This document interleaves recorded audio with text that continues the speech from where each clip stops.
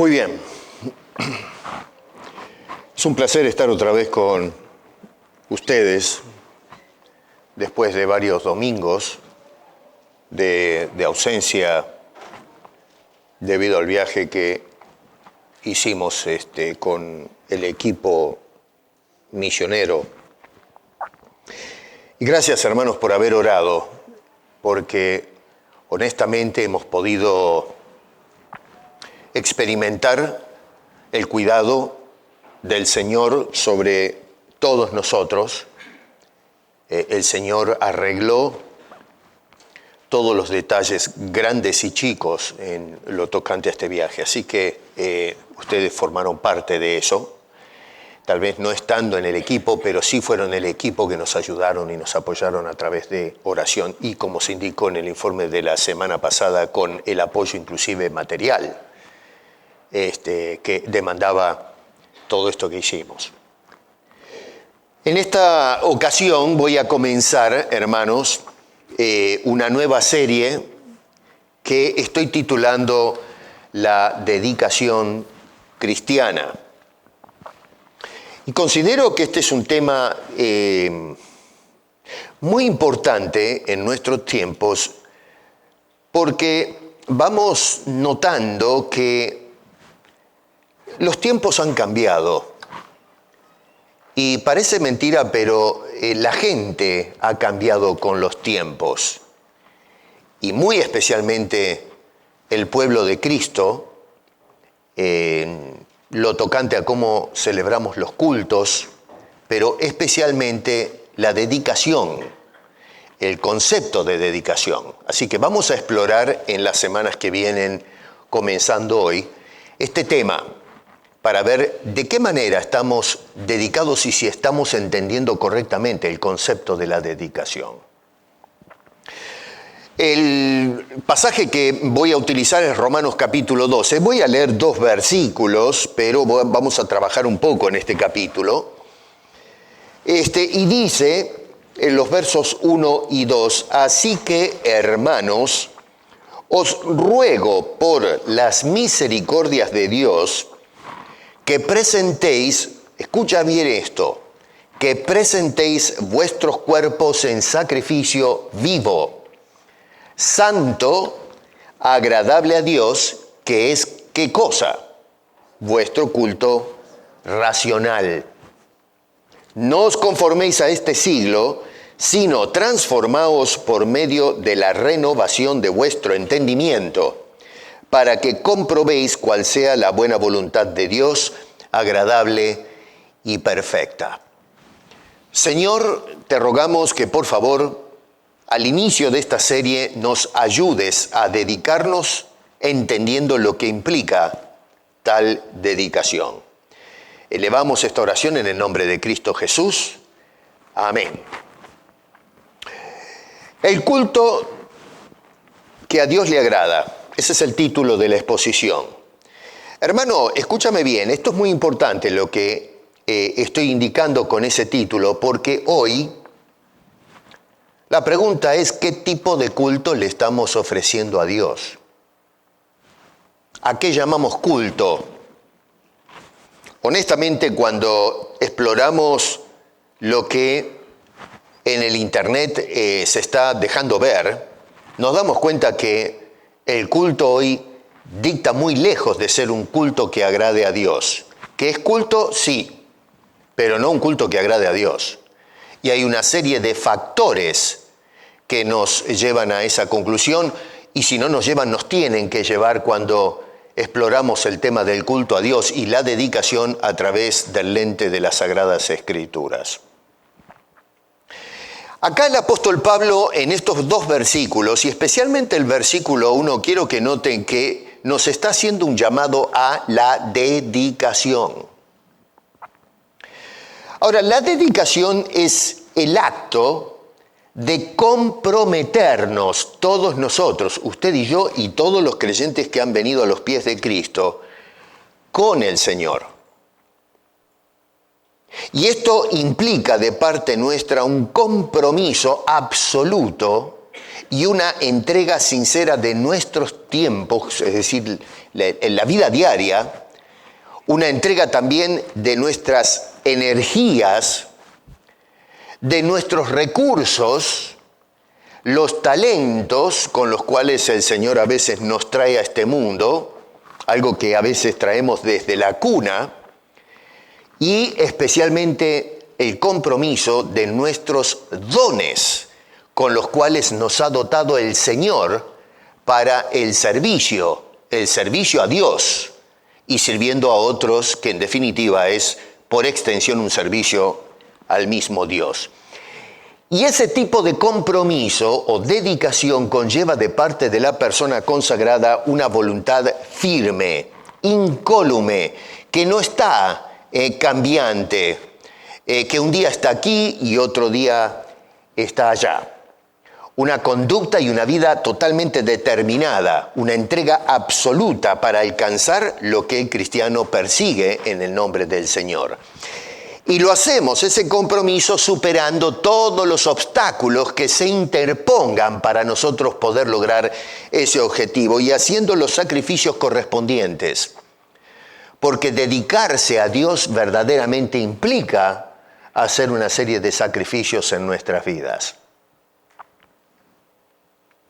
Hermano querido, nosotros estamos viviendo, y esto cada vez voy siendo más consciente de esta realidad. No quiere decir que antes vivía en una burbuja o en una nube de humo, sino que a medida de lo que, en fin, estamos en contacto con todos los medios de comunicación y observamos que estamos sumergidos en una época saturada de distracciones, de oportunidades que se presentan delante nuestro. Y la dedicación es un factor de vital importancia para obtener resultados concretos en las cosas de Dios. El problema es que esas diversiones y esos obstáculos que se nos presentan, lo que hacen muchas veces es truncar la dedicación que debemos mostrar hacia el Señor. Nos distraen, nos sacan del enfoque. El apóstol Pablo decía que tenemos que tener la mirada puesta en Cristo, allá arriba donde está a la diestra de Dios el Padre, y no poner la mira en las cosas del mundo. Y sin embargo, lo que estamos observando hoy en el cristianismo contemporáneo es que se dio vuelta al asunto y lo que hacemos es poner la mirada en las cosas de abajo en lugar de las cosas de arriba. Los grandes logros de la historia, a través de todos los ámbitos, se lograron debido a mujeres y hombres dedicados a las causas que abrazaron. Nada se logró con la indiferencia, la pasividad, sino con el esmero y la firmeza de personas que tuvieron sueños, personas que tuvieron objetivos, que se propusieron metas y cruzaron esas metas debido a la dedicación que pusieron a esos objetivos. Desafortunadamente, en esta era de gratificación inmediata que encontramos, la gente quiere todo ayer, y también, por supuesto, una era y sociedad humana de corta atención. La atención se nos va muy rápido. A ver, hoy los sermones se han reducido. 1 hora de sermón es una barbaridad. Vemos una película de 3 horas. Yo creo que, si no recuerdo mal, la película esa Titanic, que se hunde el barco, el bote ese. No sé, yo estaba en el cine mirando la película y a la mitad de la película me tuve que levantar, estirar las piernas porque no aguantaba más. Eran como 3 horas de película, 4, no daba más. Pero hay gente que se traga las 4 horas de película, si es por nombrar una, un poco vieja ya, ¿no? No sé, ahora no voy al cine, pero me imagino que le llaman largometraje. Bueno, los largometrajes de predicaciones, enseguida la gente se pone nerviosa. Entonces tenemos una atención corta, por eso existe el TikTok y todos estos nuevos medios donde los videos tienen que ser cortos. Las meditaciones cortas. Algunos me dicen, a veces me escriben, me gustan sus meditaciones los días de semana porque son cortas. Cortas. O sea que eso quiere decir que las predicaciones no les gusta porque son largas. Bueno, eso es resultado de la invasión cultural de nuestros tiempos. Por eso es que no podemos leer libros gruesos como antes. Los libros tienen que tener 60 páginas, si no, es para el barbecue, y cosas por el estilo. Así que vivimos en esa situación y la dedicación entonces ha ido perdiendo poco a poco el lugar central para lograr resultados efectivos, especialmente el pueblo de Dios. Y es por eso que la fe cristiana hoy va inclusive en retroceso. No estoy diciendo, antes podía decir va desacelerando, pero desafortunadamente hoy la iglesia cristiana está también, toda la iglesia, lo que van haciendo es perdiendo influencia. Estaba mirando unas estadísticas en esta semana y lo que se va observando en los países desarrollados es una disminución del cristianismo. Hubo un momento en que crecíamos, impactábamos la sociedad y ahora lo que se está observando es cada vez iglesias más vacías. La gente no tiene interés en el evangelio. Y estoy hablando a creyentes, no estoy hablando de incrédulos. El fenómeno ahora es adentro de la iglesia. Antes hablábamos de una sociedad impenitente y totalmente insensible al llamado del evangelio, pero hoy el problema está dentro de la iglesia. Los creyentes no se están dedicando al Señor. El nivel de divorcios en las iglesias cristianas es exactamente el mismo y algunos estiman que es más dentro de la iglesia que aquellas personas que no conocen a Cristo. Esas estadísticas las vi esta semana. No pueden dar con los cómputos correctos porque usualmente dentro de la iglesia no se da la información de cuántas familias se están divorciando. Por una cuestión de moralidad o ética o qué sé yo, queremos mostrar la mejor cara como iglesia y es por eso que debido a la vergüenza que produce este tipo de fenómeno social, entonces no se están dando los datos precisos. Fuera de la sociedad, a través de censos, se logra una información más certera, pero en cuanto a la iglesia se refiere, es muy difícil obtener datos precisos y esto es alarmante. Tenemos un problema de falta de dedicación en la iglesia y en cuanto a las cosas de la iglesia. Tenemos problemas de dedicación en cuanto a la ética cristiana, en cuanto a la rectitud doctrinal, en cuanto al compromiso personal, etc. Estamos teniendo un problema. El problema es que lo estamos ignorando. No estamos prestando atención a las señales de los tiempos.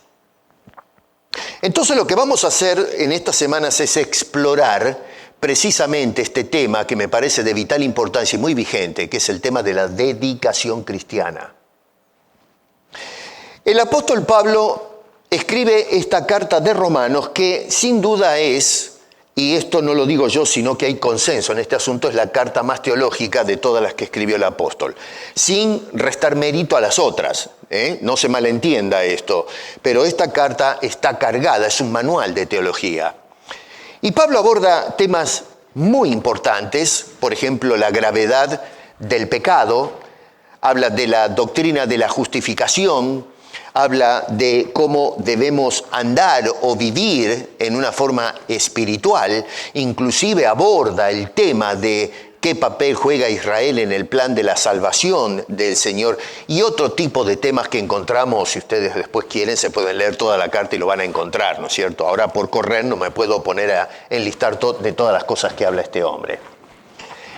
En este capítulo 12, lo que va a hacer Pablo es insertar la teología práctica, o llámese praxis o como quieran. Es decir, Pablo nos va a decir, después de habernos hablado de todo lo que dice en los capítulos anteriores, cuál es el tipo de vida que espera de los que han aceptado el Evangelio, es decir, el mensaje de salvación, y que es el resultado de todas las verdades transformantes que vino describiendo a través de toda la carta. Una forma de más o menos conectar, y esto que voy a decir es un poco subjetivo, lo que este hombre está diciendo en estos versículos del capítulo 12 con todos los capítulos anteriores, es probablemente agarrar el capítulo 5, verso 1, que lo que hace es una conclusión del juicio y la sentencia que Pablo presenta tanto a judíos como gentiles. Es decir, los que son judíos y los que no son judíos, es decir, todos nosotros. Y está indicando que todos están bajo pecado, por consecuencia destituidos eternamente de la gloria de Dios, nos deja en una situación de condenados y en una postura desesperante. Y entonces el apóstol Pablo concluye en el capítulo 5, debido a ese veredicto final, es justificados pues por la fe, paz tenemos para con Dios por medio de Jesucristo. Así que este hombre nos lleva al punto de la esperanza, de la desesperación nos trae a este mensaje extraordinario, que ahora podemos tener paz con Dios por medio de la justificación, pero eso es siempre a través de Jesucristo, no a través de un pastor, una iglesia, una denominación, sino a través y exclusivamente de nuestra fe puesta en el Señor Jesucristo, persona y obra de Cristo Jesús.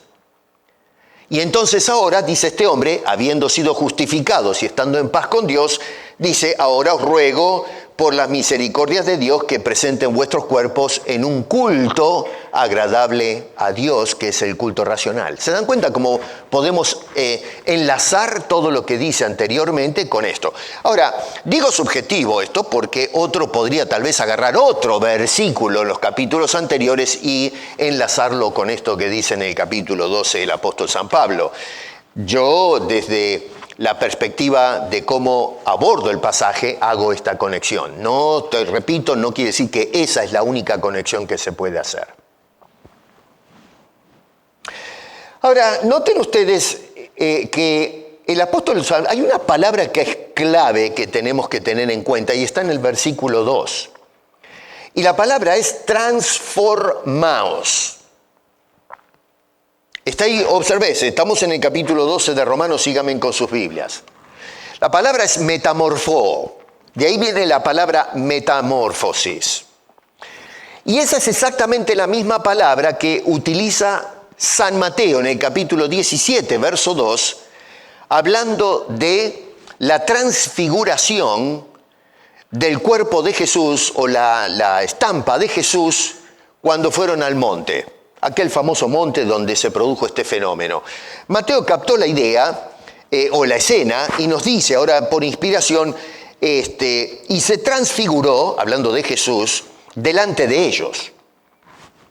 Mucha gente ha escuchado que decir, ¿pero qué pasó, pastor? ¿Qué es eso de la transfiguración? Bueno, te lo está diciendo Mateo. No me pregunten a mí, pregúntenle a Mateo.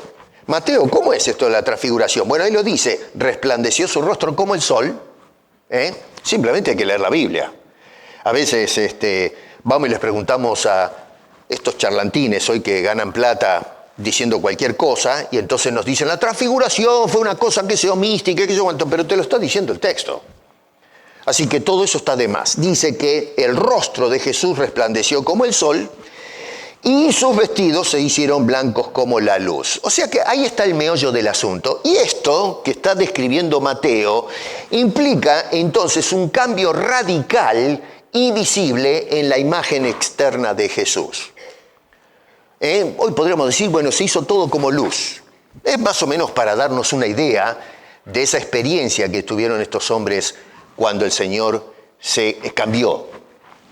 Ahora, lo interesante es que el apóstol Pablo utiliza la misma palabra que se utiliza en la transfiguración para hablar de nosotros los que hemos conocido a Cristo Jesús. La diferencia está en que en el monte de la transfiguración lo que cambió fue la imagen exterior de Jesús. En este caso el apóstol Pablo está hablando de la transformación de nuestro interior, la vida espiritual del creyente en Cristo Jesús. O sea que tenemos una transformación o un cambio interno y espiritual en cada creyente que ha aceptado a Cristo. Es muy interesante cómo el apóstol Pablo escoge, por inspiración o dirigido por el Señor, la voz pasiva. Y acá disculpen, como siempre, ser un poco técnico en este asunto. El tema de la gramática juega un papel importantísimo cuando tratamos de dilucidar lo que nos está diciendo este hombre. La voz pasiva, lo que está indicando, en realidad habría que traducirla, el texto, se pierde un poco en la traducción, es seamos transformados. Porque cuando leemos allí que os conforméis, es decir, sino que transformaos, pareciera que da la idea que nosotros hagamos el esfuerzo. que nosotros actuemos en una forma transformante. Pero en el original, el pasivo debe traducirse como seamos transformados. ¿Por qué es importante esto? Porque Pablo lo que está diciendo es, a ver, siguiendo su enseñanza, nosotros no podemos transformarnos a nosotros mismos. Usted puede cambiar hábitos. Pues si es un alcohólico puede dejar de tomar. Si es un fumador puede dejar de fumar. Está habituado a ciertas cosas y dice, lo voy a dejar. Pero no puede transformar su vida espiritual. No puede transformar su alma. No puede transformar su condición de pecador delante de Dios y por ende, acreditado con la condenación eterna. No puede hacer absolutamente nada. Por eso lo que Pablo está puntualizando es que necesitamos que se efectúe en nosotros una transformación, porque de nosotros no se puede hacer absolutamente nada. Y esto es totalmente compatible con la teología del apóstol Pablo. En la misma carta, por ejemplo, en el capítulo 8, dice este hombre en el verso 30, y a los que, permítame poner entre paréntesis Dios, aunque no aparece, pero en el contexto está hablando de Dios, dice a los que Dios, entre paréntesis, predestinó, a estos también llamó. Y a los que Dios llamó, a estos también justificó. Y a los que Dios justificó, a estos también glorificó. O sea que esto es importante porque Pablo lo que está diciendo, noten ustedes en ese verso, que es Dios el agente de la acción, no nosotros. Nosotros no podemos hacer nada de eso. O sea que la voz pasiva, nosotros somos los receptores de la acción, a eso se refiere esa voz. La voz pasiva implica entonces que la actividad es de Dios y lo interesante es que no hay ninguna participación de parte del hombre que recibe los beneficios.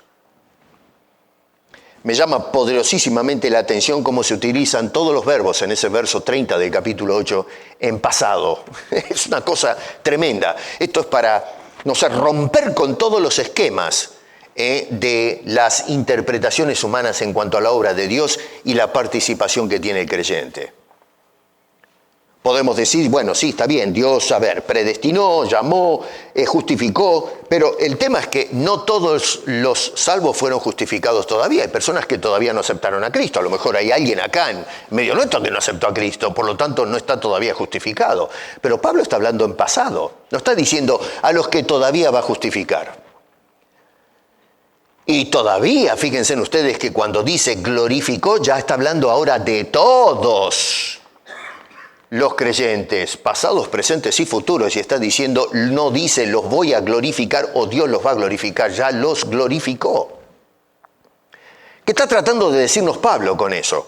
Bueno, nos está diciendo que estos eventos ya están completos. En cuanto a la perspectiva del hombre, todavía hay cosas que hacer. Pero en cuanto a la perspectiva de Dios, todo ya se ha realizado. La totalidad de la redención como un hecho consumado. Esto para mí nos muestra cosas muy interesantes en cuanto al tema de la seguridad o la inseguridad en cuanto al tema de la salvación. Porque lo que nos está diciendo es que, la predestinación, el llamamiento, la justificación y la glorificación de los creyentes son una realidad completa. Pero por ahí yo puedo perder alguna de estas cosas. Bueno, usted puede creer eso, usted puede creer lo que usted quiera. No me voy a agarrar de los pelos con la gente que quiere creer otra cosa, pero por lo pronto parece que no es lo que creía el apóstol San Pablo, porque de lo contrario hubiese insertado condicionales. A lo mejor, según cómo te portes, vas a ser glorificado. Y sin embargo, el tiempo pasado indica que esto ya está cerrado con Dios. Esto nos da una seguridad y una garantía absoluta de la obra redentora que no depende del hombre, sino depende totalmente de la autoría de Dios. Qué lindo es esto, porque quiere decir que yo puedo vivir cada día gozándome de lo que Dios hizo por mí, no viviendo en terror de lo que yo puedo hacer y me pueda costar. El costo de mi salvación ya se pagó en la cruz. Y esa es la felicidad y la garantía de todos los creyentes, si realmente has conocido a Cristo. Así que la transformación de la que está hablando acá el apóstol San Pablo es obra de Dios en tu vida. Y no solamente eso, pero hay otro detalle, y es el uso del imperativo en ese versículo 2 cuando dice siendo transformados, que indica que esto es una necesidad, no es una opción. No es un asunto si quieres o no quieres. Dios tiene que, para una persona ser dedicada, tiene que ser transformadas. Dios tiene que hacer ese cambio en cada uno de nosotros. Y el tiempo presente, por cierto, lo que indica es que esa actividad todavía se está llevando a cabo. Dios está transformando todavía nuestras vidas. Por eso es que Pablo decía en Filipenses, el que comenzó en vosotros la obra, la va a terminar. Hay todo un proceso donde Dios trabaja con tu vida y la mía. Así que, para poder nosotros entonces vivir vidas dedicadas al Señor, que es lo que este hombre nos está pidiendo, según ahí el versículo 1 del capítulo 12, es menester esta transformación interior. No podemos vivir vidas dedicadas a Dios si no somos transformados, de que se produzca un cambio radical, visible en nuestras vidas. Una vida que no ha sido y no está siendo transformada no puede ser dedicada al Señor. Entonces acá podemos empezar a puntualizar algunas conclusiones basados en lo que nos dice el apóstol San Pablo. Lo primero que vemos, según lo que nos dice en el versículo 1, Pablo lo que está destacando es la importancia de una vida dedicada. Para Pablo y para Dios es de vital importancia, es central que tu vida sea una vida dedicada a Dios. Ahora, la pregunta que nos hacemos es, bueno, fenómeno, pero ¿qué es una vida dedicada? Porque Pablo dice, sí, ofrece tu vida, pero ¿qué significa eso? ¿Qué implica dedicar mi vida a Dios? Y Pablo entonces lo que nos está mostrando es que debe ser una vida presentada a Dios. Fíjate bien, dice allí, os ruego que presentéis vuestros cuerpos. Presentar nuestras vidas. Es decir, el acto de ofrecer o de dedicar, vale esa palabra, dedicar, que encierra toda la serie, nuestras vidas al Señor. El apóstol Pablo está prestando las imágenes o figuras del Antiguo Testamento cuando se presentaban los sacrificios en el santuario. Habían agarrado algunos la muy mala costumbre de presentar los sacrificios a Dios, en lugar de presentarlos donde manifestaba su presencia, se iban por allá en el medio del campo, buscaban abajo de un árbol frondoso y ofrecían los sacrificios. Otros los llevaban a lo que llamaban lugares altos. ¿Se acuerdan que en el Antiguo Testamento dice que ofrecían en los lugares altos? Que eran montes, lugares elevados. ¿Por qué hacían eso? Y no sé, qué sé yo, probablemente pensaban que más altos, más cerca de Dios. Dios está arriba, yo abajo. Bueno, si subo, encuentro un punto de referencia, un árbol, y entonces allá más o menos edificaban un altar rebuscado y ahí entonces ofrecían los sacrificios. Pero el problema es que Dios había dicho eso no, porque eso es lo que hacían los paganos. Y Dios quería hacer una distinción entre el culto pagano y el culto que tenían que ofrecer el pueblo. Y Dios le dijo, ustedes van a ofrecer los sacrificios de esta manera, en mi presencia, en el santuario. Por eso es que Dios se enojaba cuando la gente ofrecía los sacrificios en los lugares altos, aunque lo hicieran en su nombre. La otra cosa es que no solamente tenía que ser ofrecido en el lugar donde estaba la presencia de Dios en medio del pueblo, sino que el sacrificio tenía que ser presentado absolutamente, completo. No es que la persona tenía que presentar el sacrificio, es el sacrificio por el pecado. Bueno, le voy a llevar, qué sé yo, la cola del animal o una pata del animal. El resto me lo hago un asado con mis amigos. El animal tenía que ser presentado totalmente. Bueno, el problema es que cuando nosotros tocamos este tema de la dedicación, cuando hablamos de dedicar mi vida, nuestros sacrificios son parciales. Nosotros dedicamos parte de nuestras vidas, no toda nuestra vida. Y esto es un juicio que estoy haciendo. Es una exhortación.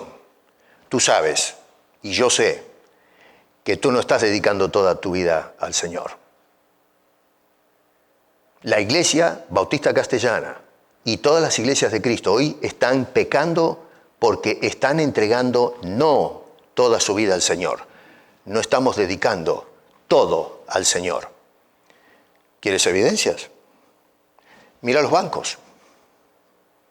Ven un jueves al culto de oración. Miren los miércoles en la Sociedad de Caballeros.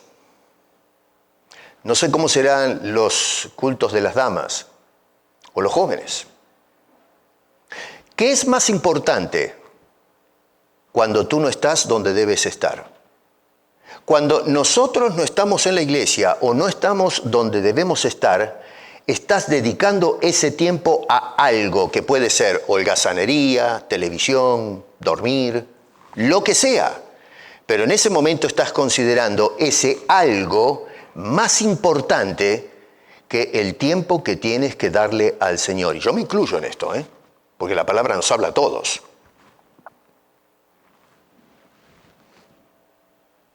Dedicación es lo que hizo la madre de Samuel cuando, habiendo orado al Señor por un hijo, el único hijo que tuvo esta mujer, en esa etapa histórica, no hablemos de después, lo entregó completamente al Señor.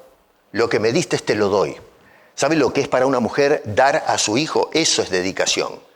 Y no solamente dedicó a todo su hijo, sino pedazos o partes de la vida, sino toda su vida. Sino que al hacer esto, esa mujer se dedicó ella completamente a Dios. Renunció a su instinto maternal para dar a Samuel para el Señor. Dedicación es la que manifestó María cuando en aquella preciosa oración dijo en Lucas 1, «He aquí la sierva del Señor, hágase conmigo conforme a tu palabra». Entregó todo lo que ella era para que Dios disponga qué es lo que quiere hacer con ella. La dedicación es una vida presentada a Dios. Segundo, según ese versículo, una vida sacrificada a Dios. Dice sacrificio. Por eso digo, Pablo toma prestadas las imágenes del Antiguo Testamento. Si tú te vas al Antiguo Testamento y miras todo el ritual del sacrificio, vas a entender a dónde apunta el apóstol Pablo acá. Así que, ojo, una vida consagrada. Eso es lo que quiere decir cuando habla de sacrificio. Los fariseos, por ejemplo, en los tiempos de Jesús y de Pablo, se presentaban delante de Dios en el templo, según ellos creían, pero no se sacrificaban a Dios. Ellos lo que hacían era tratar de sacar ventaja con la religión. Consagrar, hermano querido, significa dedicar la vida a propósitos sagrados, a los propósitos de Dios. Eso significa consagrar o sacrificar. Separarse totalmente para el Señor. A veces cuando hablamos de separarse decimos los pastores hacen eso. Los misioneros son los que se separan a tiempo completo. No, Señor. Los pastores no se separan para el Señor. Todos somos separados para el Señor. Lo que cambia son las funciones a las cuales nos separamos. Hay personas que se separan para servir al Señor en ciertas áreas, pero eso no quiere decir que exonera al resto del pueblo de Dios a no separarse para servir al Señor, porque todos somos llamados para servir al Señor a tiempo completo. Eso conlleva un costo. El sacrificarnos conlleva que te cueste algo. Implica renunciar a algunas cosas que impiden mi dedicación total o completa al Señor. Pablo es un ejemplo de un hombre consagrado, sacrificado a Dios. Él entregó su vida, renunciando a todo lo que tenía o confiaba en el pasado, por amor a Cristo Jesús. Así que dedicación implica una vida dedicada o presentada delante de Dios, una vida sacrificada y número 3, ojo, no se escapen este detalle, una vida que agrada a Dios. Porque este Señor nos está diciendo, ojo con esto, dice un sacrificio agradable a Dios. O sea que esto demanda una vida que se presenta y que sea rigurosa en cuanto a la aceptación divina. Tiene que ser una conducta, una vida presentada que sea avalada, que sea aprobada por el Señor. No lo que me agrada a mí, y mucho menos lo que aplaude o le agrada a la cultura dominante o a la sociedad contemporánea. Las redes sociales, hermano querido, se han ido convirtiendo en, no sé, ¿no?, en un medio de exponer, de denunciar el narcisismo de mucha gente. Lo que hemos visto es como la transformación o la evolución de la comunicación. Y la gente hoy está mostrando, probablemente esto es tema para que los psicólogos y sociólogos estudien a fondo. Si alguno de ustedes algún día o alguien está estudiando esto, es tema para tesis. La Internet nos está mostrando un manual a través del cual podemos observar qué está pasando con nosotros como personas, como individuos, como sociedad. Y lo que observamos es cómo se prolifera. Y tal vez no es que esto se está contagiando, pero está exponiendo o denunciando una naturaleza narcisista que ya existe. No es que las redes están creando este fenómeno, no. Las redes están exponiendo este fenómeno.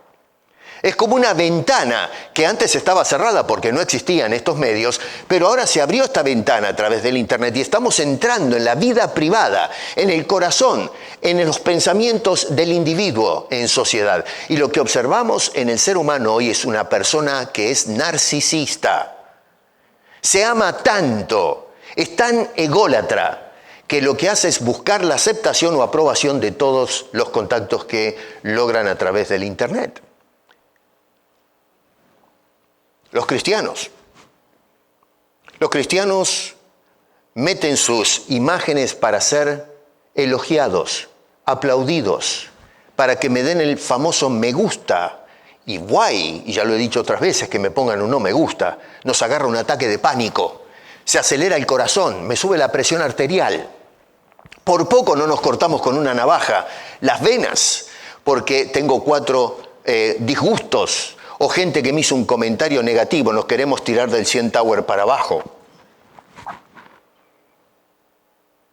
Que suceda en el mundo que no conoce a Cristo es entendible, pero el tema es que esto se está dando dentro de la iglesia cristiana. Es un problema gravísimo. ¿Cómo pretendo yo presentar mi vida que sea agradable a Dios o aceptable a Dios cuando lo que hacemos es amarnos más a nosotros que a nuestro Dios? Pero eso es lo que está mostrando la iglesia contemporánea. Repito, cada vez que nosotros le damos más importancia a algo que a Dios, está mostrando que nos amamos más que lo que amamos a Dios. Cuando no vienes a la iglesia, estás mostrando que algo es más importante que Dios. Eso es narcisismo. Algo que me satisface reemplaza el lugar que le tengo que dar al Señor. Es una manera, pienso yo, de crear hoy día una imagen deformada de nosotros, las redes sociales. Con Gloria nos quedamos estupefactos al observar. Gloria es mi esposa, para los que no conocen, ¿no?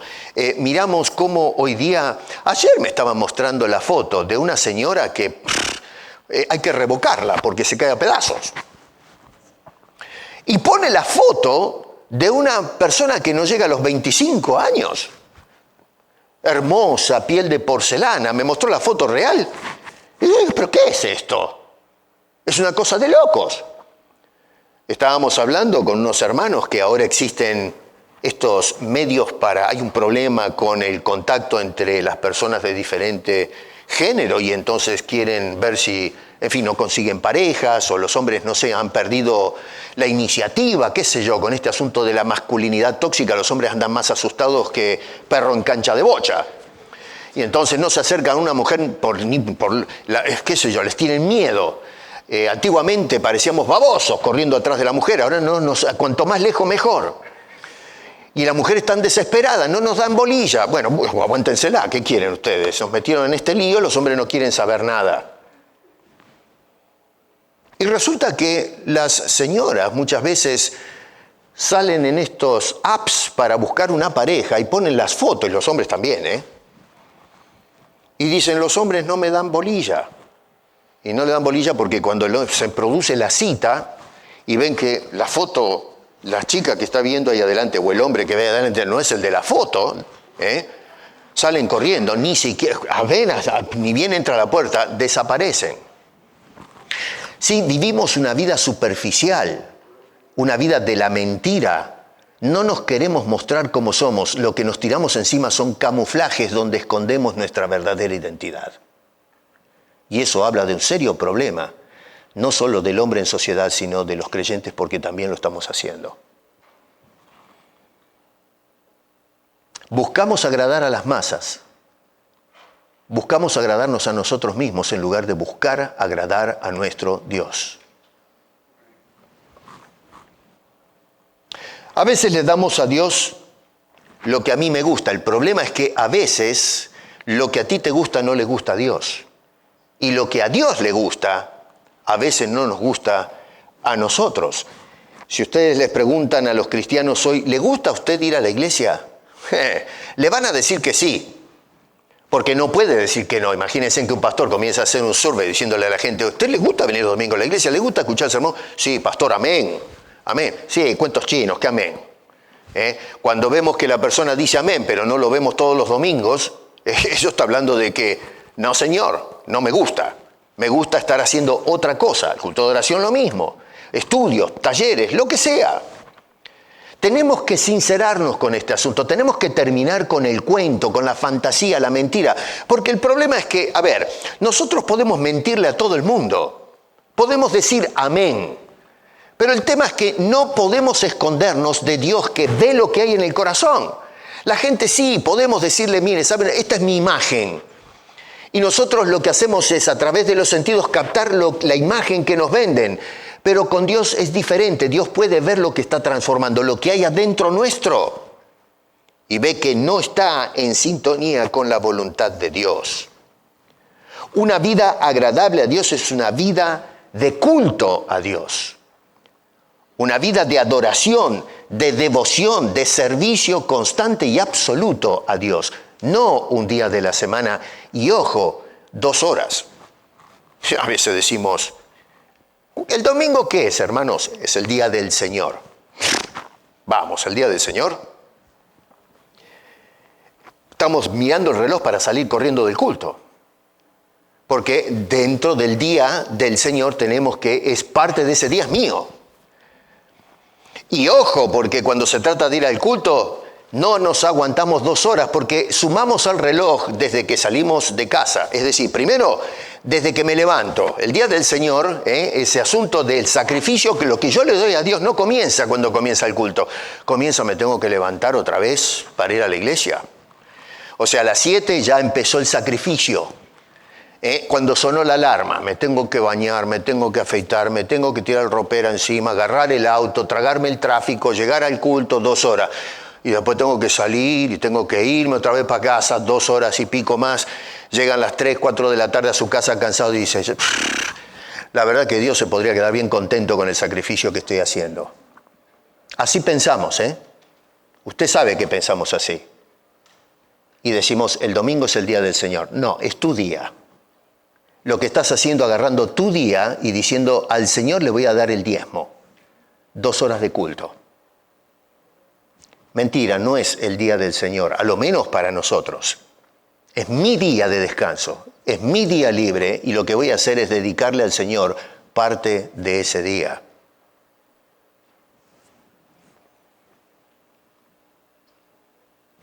El culto a Dios debe ser un culto totalmente dedicado a la devoción a Dios. El problema es que, ojo, Pablo está diciendo allí que el culto, nota bien, dice que debe ser ofrecido a Dios en una forma racional. El problema es que el culto arranca por un culto al yo, no el culto a Dios.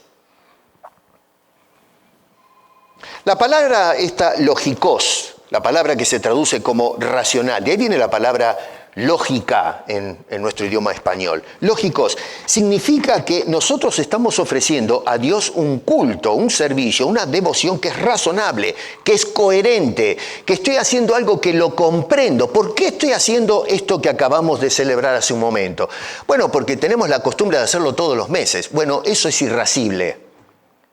¿Por qué vienes a la iglesia? Bueno, porque tengo que ir a la misa. Eso es irascible. ¿Por qué me bautizo? Bueno, porque en la tradición cristiana hay que bautizar a la gente. Bueno, eso es irascible. ¿Por qué cantamos en la iglesia? Bueno, porque todos nos gusta la música. Eso es irascible. No es razonable. No estás entendiendo el culto que le estás ofreciendo a Dios. Y eso no agrada a Dios. Dios te está diciendo allí lo que demando es un culto que sea racional, lógico, coherente, que disciernes lo que estás haciendo. En la iglesia hoy estamos haciendo las cosas y no sabemos por qué lo hacemos. Simplemente me dijeron que lo haga de esta manera y simplemente me sumo a la tradición. Y bailamos todos al sonido de la trompeta. Bueno, eso es irracionalidad absoluta. Hemos juzgado al catolicismo romano, ese catolicismo hegemónico que nos tuvo enfrascados en una perversión religiosa por 1000 años. Rituales sin sentido, lo mismo que hacían los escribas y los fariseos en los tiempos de Jesús y los apóstoles. Criticamos estas cosas y el evangélico ha caído exactamente en lo mismo. Hacemos las cosas sin sentido. ¿Me puede explicar por qué nosotros subimos a un pastor y lo paseamos en un trono? ¿Por qué sacamos una espada y hacemos el espaldarazo para poder darle la unción a una persona? Cosas que se hacen en la iglesia. ¿Por qué practicamos una especie de espiritismo cuando los profetas y profetisas hablan siendo una especie de intermediario o medium? Lo hacemos porque se hace en la iglesia y no tenemos la menor idea por qué se hace. ¿De dónde vienen esas cosas? Le ofrecemos a Dios un culto sin sentido, totalmente irascible. Y todos hoy somos culpables de semejante cosa.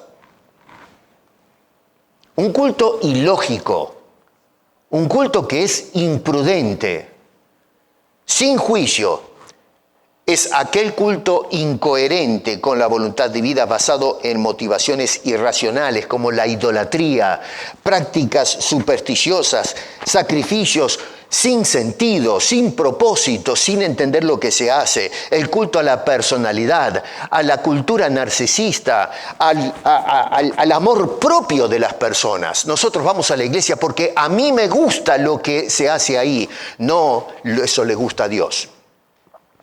¿Por qué se escoge la música que se escoge? Porque me gusta. No preguntamos, ¿aprueba Dios esto? ¿Está bien? Cuando nos vestimos es porque a mí me gusta. No, ¿aprueba Dios esto? Cuando hablamos en la iglesia es lo que a mí me gusta decir o quiero que me escuchen. No, ¿es esto lo que Dios espera de nosotros? Hoy la gente va a las iglesias a escuchar o a tratar de escuchar lo que quieren escuchar en lugar de lo que Dios quiere decir. Y esa es la pura verdad. Eso es lo que está sucediendo con el pueblo evangélico contemporáneo. Yo no estoy desaznando a nadie. Lo sabemos. Lo que pasa es que tenemos miedo de afirmar estas verdades que nosotros sabemos que está sucediendo. Lo estamos viendo. Lo que pasa es que nos estamos haciendo los tontos. No estamos prestando atención a las señales de los tiempos. Ahora, Pablo nos está diciendo que nuestras vidas deben ser un sacrificio vivo, dedicado al culto que le agrada a Dios, no el culto que le agrada a la gente. Ahora, esa vida dedicada demanda lo siguiente, verso 2, la necesidad de mentes transformadas. Ahora, ¿por qué? Bueno, porque si la mente no es transformada, terminamos en lo que terminamos en la actualidad, el paganismo dentro de la iglesia, ni más ni menos. A veces miramos los videos y decimos, ¿pero qué pasó? Me vuelvo loco. Miren lo que están haciendo en la iglesia. ¿Dónde perdimos el hilo? Y escribimos comentarios para criticar los videos que ponen, diciendo, pero estamos todos locos, perdimos el norte. Bueno, ¿qué es lo que pasó? Es que la mente no ha sido transformada. La mente ha sido cautivada por un culto falso, un cristianismo falso, otro evangelio. Pero no ha sido una mente regenerada, una nueva mente, una nueva naturaleza. Seguimos siendo la vieja naturaleza que cristianizamos el paganismo. Y de esa manera le celebramos culto a Dios. Noten que ante todo el apóstol Pablo dice, no os conforméis a este siglo. ¿Qué está diciendo Pablo ahí? Nos está haciendo un llamado a no acomodarnos al molde o a los valores, los patrones de pensamiento, de comportamiento del mundo que nos rodea, de la sociedad donde estamos, de la revolución cultural, de la cual por ahora somos parte hasta que el Señor nos lleve a su presencia. No que participemos de eso, sino que estamos insertados en ese fenómeno cultural. Lo que implica esto es un cambio en nuestra manera de pensar, de percibir, de entender el mundo y la sociedad. Una mente que se está alineando con la mente de Dios, con la voluntad de Dios que, según nos dice al final del verso 2, es agradable y perfecta. La mente del hombre no lo es, la de Dios es agradable y perfecta. Una mente que no está siendo transformada cae en la irracionalidad de culto a Dios. La gente hoy piensa que por cristianizar alguna de las prácticas paganas. Esta semana estaba mirando un video de una señora, no sé si de Puerto Rico, qué sé yo, se hizo muy famosa la señora. No digo su nombre porque ahora le hacen un juicio a uno, ¿eh? Los delincuentes le hacen juicio a la gente que dice la verdad. Así de loco es el mundo, ¿eh? Bueno, esta señora se paró ahí en el culto a hablar con un señor en la congregación y empezó a hablarle a este hombre diciéndole, no sé si vieron el video, ¿no? Pero empezó a decirle, Dios me está diciendo en este momento, espera que te voy a decir. Y comienza a decirle que va a tener un negocio, que va a hacer plata, que inversiones, que pitos y flautas. Y decía, espera, me está diciendo en este momento. Y yo miraba el video y digo, pero eso es... Yo antes de conocer a Cristo, había metido mis narices en el ocultismo. Estoy hablando de una época muy pasada que me avergüenza hablar de eso, pero bueno. Y conozco algunas de las cosas raras que se hacen ahí afuera. Bueno, lo que estaba haciendo esa mujer es lo típico de las secciones espiritistas, donde un medium es el canal de conexión entre el ente que comunica y la persona a quien se le comunica. Exactamente una sesión espiritista. Y yo escuchaba a la gente dándole alabanzas no a Dios, sino a esta señora, porque estaba siendo el ente que daba la información en nombre de Dios. Somos una partida de tontos. Esa gente arrastra multitudes y le rinden culto a Dios. Y esperan, obligan a Dios que Él tiene que aceptar ese culto irracional, pagano. A Él le tiene que gustar eso. Usamos el nombre de Dios y lo humillamos. Y al pueblo evangélico no le importa.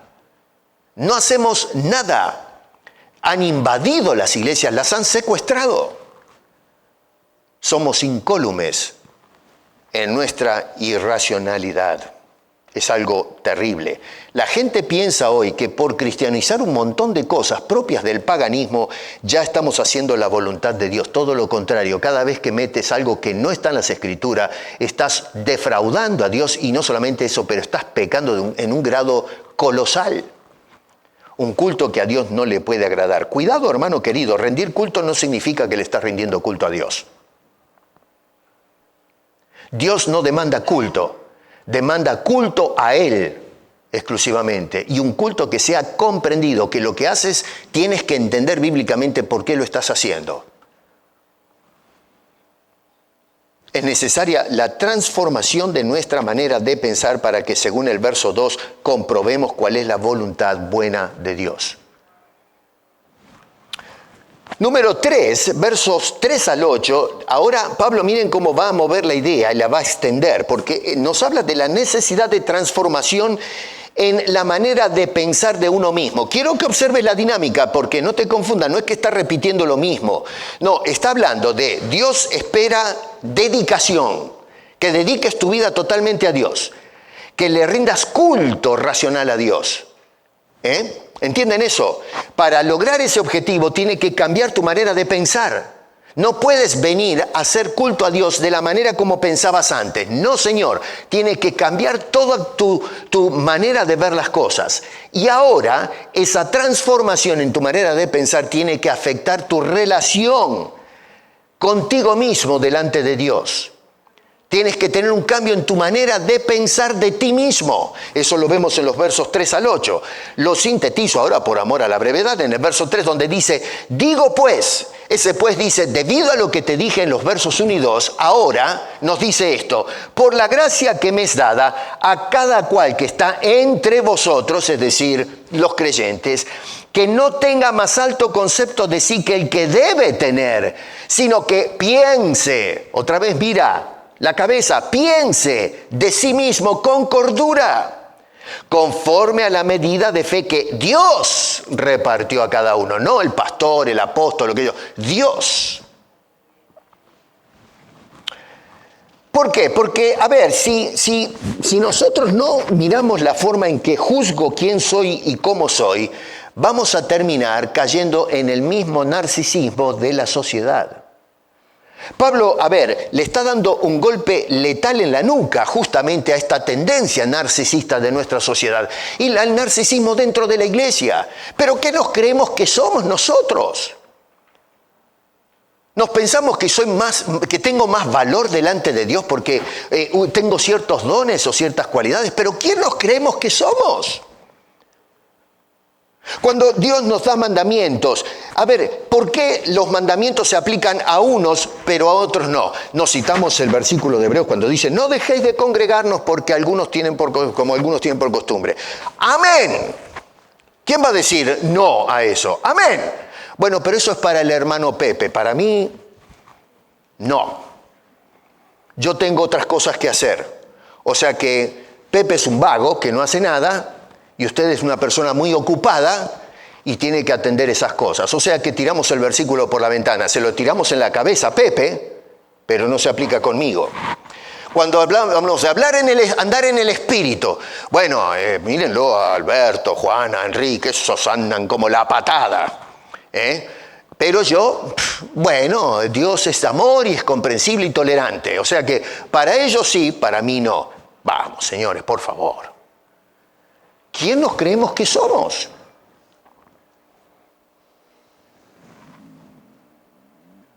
Noten ustedes que acá Pablo le está otra vez está hablando a la iglesia, no a los paganos.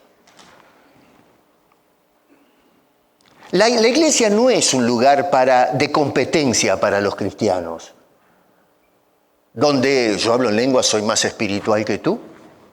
Yo soy el profeta, por lo tanto el pueblo me tiene que escuchar. A ver, los pastores, yo soy el pastor, así que ustedes me tienen que respetar. El ungido de Dios es intocable. ¿Cómo se atreve usted a hablarle al pastor de la iglesia? A corregir al pastor de la iglesia, pero usted no se da cuenta con quién está hablando. ¿Y quién pito es el pastor? Es otro que ejerce una función en el cuerpo de Cristo, pero es un consiervo. Cuando miramos al apóstol Pablo, él no decía, oigan, que yo soy el apóstol. No, decía, tengo la función de apóstol, pero se humanaba este hombre. Se hacía igual con los demás. ¿Cuándo vemos a estos hombres elevándose arriba de una vitrina en la pirámide social del cristianismo, ser la última piedra? Pero es una cosa de locos. Pero eso es lo que hemos hecho con la iglesia cristiana en nuestro tiempo. ¿Quién nos creemos que somos? La iglesia debe ser y es un lugar de dedicación conjunta al culto a Dios por parte de los creyentes. Eso es la iglesia, nada más ni nada menos. Dice este hombre, versos 3 al 6, que debemos reconocer la diversidad de dones, por lo pronto. Voy a correr. Versos 3 al 5, la humildad que debemos demostrar en el servicio. Versos 6 al 8, utilizar esos dones que son de Dios, no nuestros, de Dios, que Él invierte en nosotros para edificación, no para la autoedificación, sino para edificar al otro. ¿Qué nos dice el apóstol Pablo? Otra vez, no tengas más alto concepto de ti mismo que el que debes tener. En otras personas dice, piensa con cordura, con equilibrio, responsablemente. Debemos tener una perspectiva equilibrada y adecuada de nuestras capacidades, reconociendo que todo lo que somos y lo que tenemos proviene de nuestro bendito Dios y Salvador.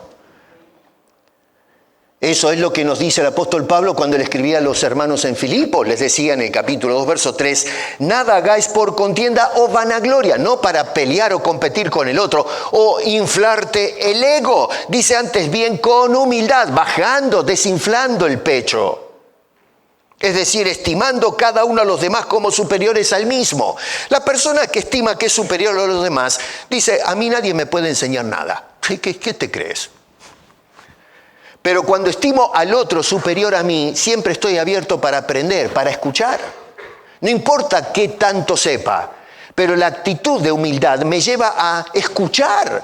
Porque el Señor me puede hablar a través de esa persona, pero si te crees que estás por encima de los demás, cerraste la puerta, ya no puedes aprender nada, ya te la sabes toda. Eres la fuente de la cual fluye el conocimiento, pero ya no puedes recibir nada. Una vez alguien me dijo hace muchos años, yo todavía era un pichón, un novicio, y me decía esta persona que pero me frustró esta persona porque lo tenía en gran estima y me dijo, a mí nadie, yo nací en el Evangelio, ya a mí nadie me puede enseñar absolutamente nada.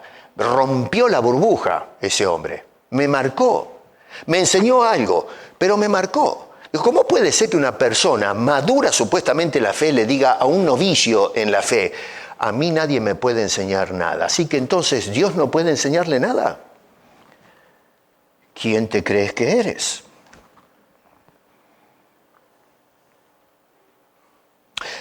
El cuarto punto, y con esto ya tengo que ir a la recta final, versos 9 al 21, la necesidad de transformación no solamente en la manera de pensar de nosotros mismos, pero ahora dice, tienes que cambiar tu manera de pensar en lo tocante a tu relación con los demás.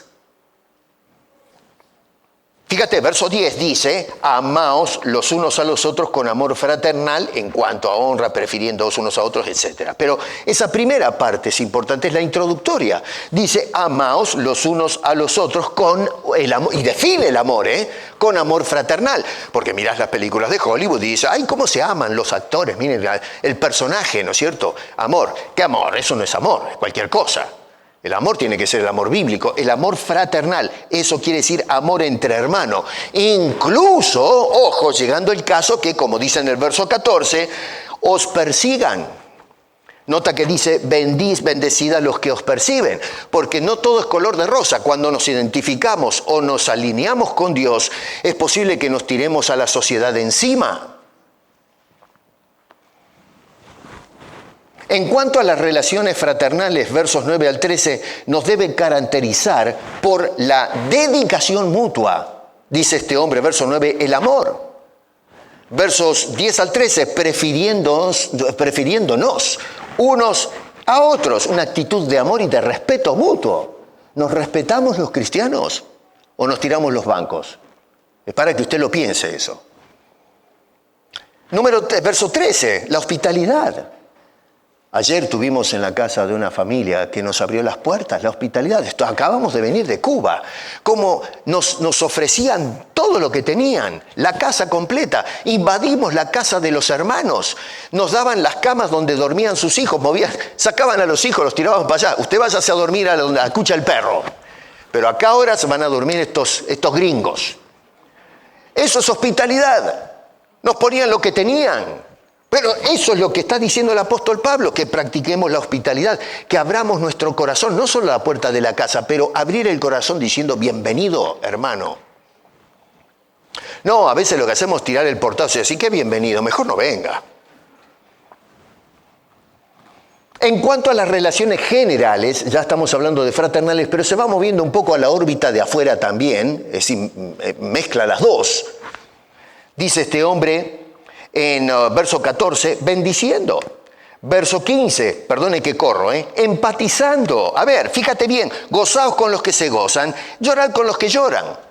Cuando estamos con personas que tienen problemas salimos corriendo. Me amarga la vida, yo tengo que pensar positivamente. ¿Qué me voy a juntar con este? Me voy todo deprimido a casa. Sí, tenemos la mentalidad torcida, no nos interesa, hay una actitud de insensibilidad total. Pablo dice que debemos tener, la persona que tiene un cambio de mente en su manera de pensar de sí mismo, va a tener un cambio de actitud, de manera de pensar en cuanto a la relación con los demás. Y lo que vamos a empezar es a empatizar con los problemas de las personas. Con el que se goza, bendito sea Dios. Y con el que llora, llorar con él. Dice, aquí estoy al lado tuyo. Y luego dice el verso 16, unanimidad, estar todos juntos, ser uno. En cuanto a la oposición, versos 17 al 21, noten ustedes que el verso 14 da por sentado que podemos encarar la oposición y la historia habla claramente que es así. Hoy tenemos oposición de los movimientos culturales y sociales de la época que inclusive se están cancelando predicadores y gente por decir la verdad, por ir en contra o al choque con las tendencias culturales de la época. Hablar del tema de género es mala palabra, no se puede decir. ¿Y por qué no? Porque lo dice un mequetrefe que se sentó en la poltrona del Estado a escupir órdenes. Una partida de locos inadaptados que quieren ir contra toda la naturaleza, dejemos de lado ir en contra de Dios, pero aún la naturaleza biológica misma, para establecer patrones de conducta que no tienen nada que ver, que no condicen la realidad natural del ser humano. Y nos creemos todas esas cosas. Y la iglesia va cediendo a ese tipo de tendencias. Bueno, este hombre nos dice que cuando enfrentamos eso, ¿cómo debemos actuar? Verso 17, no con venganza. A no vengarse. Dice en el verso 17, procura más bien lo bueno. Número 2, verso 18, procura estar en paz con todos. Acuérdate que Pablo dijo en el capítulo 5, verso 1, que justificados pues tenemos paz para con Dios. Y Pablo en Efesios dice que no solamente Cristo nos trajo paz con Dios, sino paz y reconciliación con el otro. Número 3, verso 19, procurar llevar la causa a Dios, el juez justo, de no enojarnos con las personas. Y por último, verso 20 al 21, vencer el mal con el bien. Si actúan mal contigo, no hagas lo mismo. Actúa bien con esa persona que actúa mal. La tendencia humana es decir, si me la hiciste, me la tenés que pagar. Tengo que retribuir de alguna manera. De repente, no hablando más con esa persona, no lo saludo más, no lo voy a ver más. No, lo que dice este hombre es, no hagas lo que hace el otro. Al contrario, con el bien. Lo que no quieres hacer, ve y hazlo. Porque el propósito es de actuar bien con el que actúa mal conmigo mismo. Pablo dijo en el capítulo 8, verso 37, que con Cristo y en Cristo somos más que vencedores. Por lo tanto, no dejes que el mal obtenga victoria sobre tu vida cristiana. Hermano querido, solamente personas transformadas pueden manifestar este tipo de conducta. Y solamente la gente transformada puede llevar vidas dedicadas al nivel que reclama el apóstol Pablo por inspiración. Y nosotros no estamos dedicados. Esa es la verdad. Una patada al estómago. Y sí, pero esa es la verdad. Y la verdad es la que nos libera del error. Vamos a ser verdaderamente libres cuando la verdad nos libere de hábitos que no aprueba el Señor. La dedicación a Dios implica un compromiso total de nuestras vidas, un sacrificio agradable a Dios. Una vida dedicada a Dios es sinónimo de una vida totalmente transformada que se convierte en un instrumento en las manos de Dios en medio de un mundo totalmente distorsionado. Y uso las palabras de C.S. Lewis que dijo, el cristianismo, si es falso, no es importante. Si es verdadero, es de la mayor importancia. La única cosa que no puede ser, entre paréntesis, el cristianismo, es algo de importancia intermedia. El Señor no se ha entregado por nosotros para que no nos dediquemos. No hay margen para una apuesta segura y tibia. Nuestra única opción es rendirnos completamente a Él, en total dedicación, o rechazarlo por completo. ¿Entiendes lo que está diciendo ese hombre? Él entiende lo que enseña la Biblia. O te dedicas o lo rechazas. No hay dedicación a media. No existe eso de gracias que voy el domingo a la iglesia. No, señor. Si tú piensas de esa manera, necesitas ser transformado. Si piensas que porque viniste 2 horas al culto, ya hiciste algo con el Señor, te equivocas. Lo que estás haciendo al pensar de esa manera es rechazando a Dios, porque Dios dice lo que tenemos que hacer, cómo debe ser nuestra vida. Una vida de culto todos los días, en cada momento. Tu vida no te pertenece. Este no es mi cuerpo, no es mi vida. Esa vida la compró el Señor con el sacrificio de su Hijo. Dios te tiene como su propiedad. Y es esa propiedad la que te garantiza la vida eterna. O te dedicas o lo rechazas. Basta ya de esta falsedad, de esta idea de que le doy el diezmo al Señor en cuanto a mi tiempo se refiere, mis dones, mis talentos. Si quieres vivir así, hazlo si quieres. Ya ese no es mi problema. Mi problema es comunicar lo que nos dice, o comunicarnos, porque yo estoy también en el asunto. El Señor me habla a mí también. O nos dedicamos o lo rechazamos. Ahora tú tienes que determinar en qué lugar de la ecuación te estás ubicando. Paremos con la falta de dedicación y empecemos a decir, Dios, amén. Entrego mi vida en sacrificio vivo.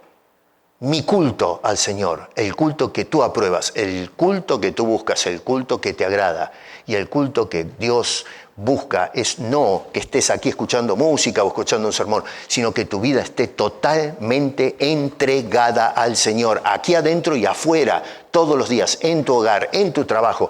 Todo lo que soy debe respirar los aires del cielo y debemos entregárselo al Señor. Aquí estoy, lo que me diste te lo doy.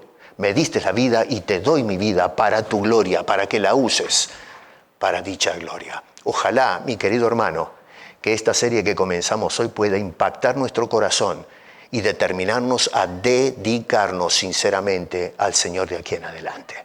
Padre, ayúdanos, por favor, a que por lo menos en este rincón, en este botón de la ciudad de Toronto, nosotros podamos ser luz en medio de oscuridades profundas en la sociedad y que incluso ya ha invadido la iglesia evangélica. Hoy la iglesia pretende alumbrar y la verdad es que lo que hace es sumirse en tinieblas, y es por eso que hoy hemos apartado el culto que te honra para honrar a los televidentes, oyentes o radioescuchas o lo que sea.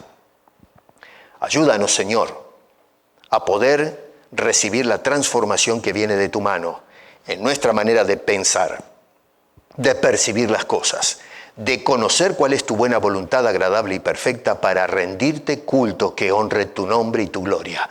Porque te lo pedimos, Señor, con corazones sinceros en el nombre de Cristo Jesús. Amén.